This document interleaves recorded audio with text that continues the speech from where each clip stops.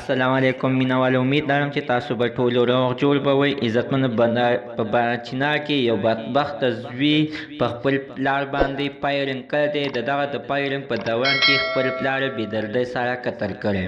راځئ مینوال د دغه زوی خبرې تاسو سره موږ شریک کړو چې دا اخر ولې د خپل پلار قتل کړو او ولې داسې کارونه کول. ټول معلومات عزتمن زه تاسو سره په دې ویډیو کې شریک کوم. موږ د ویډیو تر اخره پورې وګورئ چې تاسو ته پوره معلومات در ورسیږي. د دې معلومات نه مخکې زه تاسو ته د یادګینه وکړم تاسو کو چینل زموږ په دې سوپر کلیک چینل کې نوی وئ، چینل هم نوی سبسکرایب کړئ. مهرباني وکړئ تاسو زموږ د سوپر کلیک چینل د سره سبسکرایب کړئ. خوا کې ورسره د ټالۍ نشان ووایئ چې یوه نوې معلوماتي ویډیو تاسو ته په اسانۍ باندې در ورسیږي.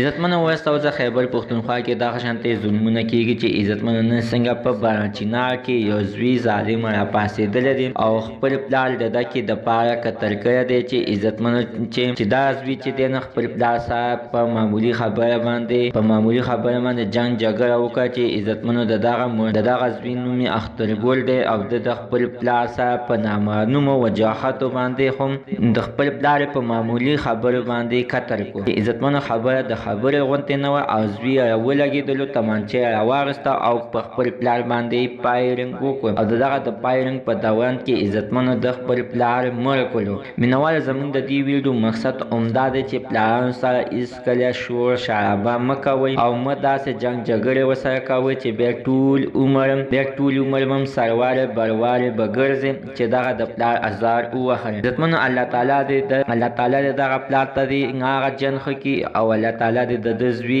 نوس نابود کړي. د عزتمن الله تعالی داسې زامن نوس نابود کړي چې خپل پلاران قتل کوي. مینوال زموږ د سره نور څه معلومات د دې څه پورې د نوي معلومات دپاره د سره زموږ د سوپر کلیک چینل د سره سبسکرایب کړئ. پاکې ورسره د ټالۍ نشان ووایئ چې یوه نوې معلوماتي ویډیو تاسو ته په اسانۍ باندې در ورسي.